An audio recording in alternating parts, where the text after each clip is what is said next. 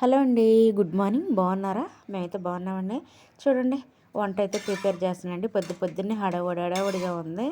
ఇంకా లేట్ అయిపోతుంది. Lunch box ready అయ్యిద్దో లేదో అని చెప్పేసి పొద్దున్నే కంగారుగా ఉంటుందండి ప్రతి ఒక్కళ్ళకి. అందులో నేను ఒకదాన్నండి. చూడండి, ఇంకా లేట్ అవుతుందని చెప్పేసి ఇంకా హడావుడిగా కంగారుగా ఉందండి నాకైతే. ఇంకా లంచ్ బాక్స్ అయితే ప్రిపేర్ చేస్తున్నాను. కర్రీ వచ్చేసి పప్పుచారు అయితే చేశానండి. భలే కమ్మగా బాగుంటుందండి పప్పుచారు అయితే. మంచి స్మెల్ అయితే వస్తుందండి. చూడండి ఎంత కలర్ఫుల్గా ఉందో. మంచి స్మెల్ అయితే వస్తుందండి పప్పుచారు మరుగుతుంటేనే.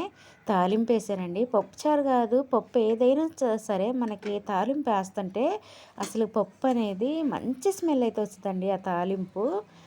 మరి ఏంటో మరి తాలింపు ఎగుతుంటేనే అసలు మంచి స్మెల్ వచ్చిద్దండి. పప్పుచారు అయినా పప్పు ఏదైనా గట్టి పప్పు తాలింపు వేస్తున్నా కూడా భలే స్మెల్ అయితే వచ్చిద్దండి. ఇంకా తాలింపు పప్పులో వేసాక ఇక టేస్ట్ ఉంటుంది కదా, టేస్ట్ ఉంటుంది, స్మెల్ కూడా చాలా బాగుంటుందండి అది ఫ్రై అవుతున్నప్పుడు తాలింపు. ఇంకా పప్పు అయితే తాలింపు వేసాను, మరుగుతుంది. ఇంకా టిఫిన్ వచ్చేసి నేనైతే చపాతీ అయితే చేస్తున్నాను. ఒక చూడండి ఎంత కలర్ఫుల్గా ఉందో పప్పుచారు అయితే.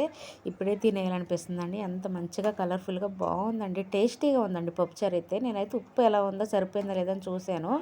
అసలు ఇలా చూస్తేనే చాలా టేస్ట్ ఉందండి పప్పుచారు అయితే. ఇంక ఇప్పుడే తినేయాలనిపిస్తుంది, అంత బాగుంది పప్పుచారు అయితే. చాలా కలర్ఫుల్గా ఉంది పప్పుచారు, మంచి టేస్ట్గా ఉంది. ఇంకా టిఫిన్ వచ్చేసి ఇక చపాతీ అయితే చేస్తున్నాను. వేడిగా రైస్ అయితే రెడీ అయిపోయిందండి. చూడండి, లంచ్ బాక్స్ అయితే అన్నం పెట్టేశాను. ఇంకా ఫ్యాన్ గాలి కింద పెట్టానండి వేడారిద్దని చెప్పేసి.